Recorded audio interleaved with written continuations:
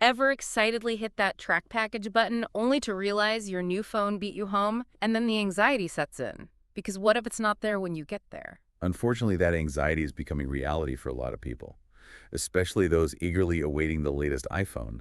We're diving into a rash of thefts, and it's not your average porch pirate operation. Okay, let's unpack this. We've got excerpts from Ars Technica, a tech news site, highlighting a new type of iPhone theft. And it seems to be happening all over the US. What's fascinating here is the level of organization. The article mentions specific cases in New York, Pennsylvania, Delaware, Virginia, Michigan, Georgia, Florida, Texas. It's a widespread issue, hmm and seemingly targeting one carrier in particular, AT&T. And the article points out that AT&T often doesn't require signatures for iPhone deliveries, unlike other carriers like Verizon and T-Mobile. Is that part of the issue? It definitely makes these packages more vulnerable. Think about it. No signature means a thief doesn't even need to forge a name or interact with the delivery driver. It's like shooting fish in a barrel, except the fish are expensive smartphones.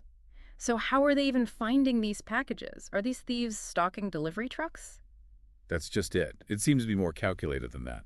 Some police departments are calling these thieves sophisticated criminals, using tactics like tailgating, where they literally follow delivery trucks and grab the package moments after it's dropped off. So they're following these trucks, sometimes for miles, just for the chance to swipe a package. That takes some serious dedication and information. The article doesn't say exactly how many thefts have happened, but it seems like a lot. And that's what points to something more organized. The article doesn't give specific numbers, but the fact that this is happening nationwide with such similar methods suggests there's more to the story than random opportunists. The article mentions a case in Deer Park, Texas, where two teenagers flew in specifically to steal iPhones. They even rented a car just for this. It sounds more like a heist crew than a couple of kids. And that's not an isolated incident. In Spring Hill, Tennessee, police believe a crime syndicate is providing tracking info to thieves. They're calling them field operatives. And those are the ones actually grabbing packages. A crime syndicate. Okay, now this is where it gets really interesting. It's like something out of a movie. What does a crime syndicate even look like in the context of iPhone theft? Instead of, say, traditional organized crime activities, this seems laser-focused on exploiting the vulnerabilities of e-commerce. You have a hierarchy, someone on the inside potentially leaking tracking data, someone organizing logistics like flights and rental cars, and the field operatives executing the thefts. It's a fascinating, albeit unsettling, look at how crime is adapting in the digital age. So we've got this network, potentially spanning multiple states, using inside information to track and steal these phones. This isn't just kids swiping packages off porches anymore. It's something far more organized and, frankly, unsettling. And it really highlights the potential dark side of our increasing reliance on e-commerce. As online shopping becomes the norm, these sorts of vulnerabilities become much more attractive targets. Especially when you're talking about iPhones. Those things aren't cheap. It makes you wonder, are these stolen phones ending up back on the market somewhere? The article doesn't get into specifics about resale, but logically there has to be a market for these stolen goods, whether it's individual sellers, online marketplaces, or even networks overseas. The incentive to steal and resell high-value items like iPhones is definitely there. It makes you think twice about buying a used phone, that's for sure. But let's talk about the elephant in the room, AT&T. What are they doing about all of this besides, claiming they haven't been hacked? Well, according to the article, Yeah. they're saying all the right things, working with law enforcement, reviewing security measures, the usual corporate speak. But whether those efforts will be enough to actually combat this kind of organized theft remains to be seen. It all sounds a bit vague, doesn't it? We're looking into it. Doesn't exactly inspire confidence when you're the one who just had their brand new iPhone stolen. Exactly. And I think that's the most frustrating part for consumers caught in the middle. There's a sense of helplessness, like they're at the mercy of these vulnerabilities. Yeah. And it raises the question, whose responsibility is it to really tackle this? Is it the carriers, the retailers, or are consumers just expected to accept the risk? Right, because right now it feels like the burden of security falls on the customer. The article does mention some things people can do, like using FedEx's hold at location option or requesting a signature confirmation. Those are good steps, but they come with their own drawbacks. Hold at location means an extra trip for you, and signature confirmation isn't always foolproof.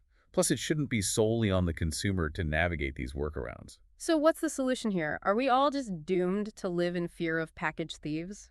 Especially when we order something as tempting as a new iPhone. It's not about living in fear, but it is a wake-up call. For consumers, awareness is key. Understand the risks, especially with high-value items. Take those extra precautions, even if they're inconvenient, and put pressure on carriers and retailers to prioritize security. So it's about being proactive, both in protecting ourselves and in demanding better security measures from the companies we trust with our packages. But it also sounds like we need to brace ourselves, because this problem isn't going away anytime soon. Sadly, you're right. This issue of package theft, particularly these organized efforts targeting specific goods, is likely a sign of things to come. As our reliance on e-commerce grows, so too will the ingenuity of those who seek to exploit it. And the technology itself is a double-edged sword. The same tracking systems that make our lives easier also provide a roadmap for thieves. Exactly. But here's the silver lining. This spotlight on the issue, like this article from Ars Technica, is a step in the right direction. The more we talk about it, the more aware consumers and companies become. And that hopefully will lead to more effective solutions. Solutions like, Well, imagine if carriers started using AI to analyze delivery patterns and flag suspicious activity, like a car following a route too closely, or retailers implementing more secure packaging that's tamper-proof or equipped with GPS trackers. now, those are some solutions I can get behind, but it's going to take that kind of innovation, both from the companies and from consumers demanding better, to really stay one step ahead of these tech-savvy thieves.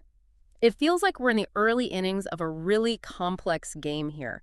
On one side, you've got the incredible convenience of online shopping, and on the other, this growing threat to the very system that makes it possible. It's a reminder that every innovation brings its own set of challenges. And in this case, the challenge is staying one step ahead of those who want to exploit the system for their own gain. So where do we go from here? If these sophisticated theft rings are the new normal, does that mean we all need to rethink online shopping, especially for expensive items? It's not about abandoning online shopping altogether, but about being savvy consumers. Educate yourself about the risks and take those extra precautions, even if they seem like a hassle. And don't be afraid to demand better from the companies you're doing business with. Because right now it seems like a lot of the responsibility falls on the customer to protect themselves, and that doesn't feel quite right, especially when we're talking about organized crime and potential inside jobs. I agree. This isn't just about a few stolen iPhones. It's a much larger issue about data security, privacy, and the need for increased vigilance in an increasingly interconnected world. It's like this situation has exposed a crack in the system. Yeah. And until that crack is fixed, we're all potentially vulnerable. What's interesting is to consider how this will shape the future of online shopping. Will we see a rise in insurance premiums for high-value deliveries, or perhaps stricter regulations and security protocols from carriers? It's a bit of a digital Wild West right now. But I'm optimistic that solutions will emerge. Solutions like what? Give me some hope here. Well, for starters, imagine a world where delivery trucks are equipped with AI-powered cameras that can detect suspicious activity in real time. Or Okay. how about tamper-proof packaging that sends an alert if it's opened before reaching its destination? Those sound amazing. But it also feels like a bit of an arms race. As the thieves get smarter, so do the security measures. Exactly. And that's where consumer awareness comes in.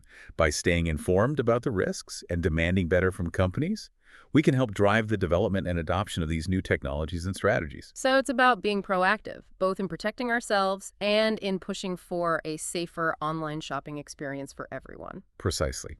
This situation has highlighted that we're not just passive consumers anymore. We have a voice, and we can use it to shape the future of e-commerce in a positive way. So to our listeners, the next time you hit that buy now button, remember, it's not just about getting a good deal, but about being a smart and informed consumer. Because in this new landscape of online shopping, knowledge truly is the best defense. We'll be back next time with another deep dive into a trending topic. Until then, stay safe, stay informed, and happy shopping.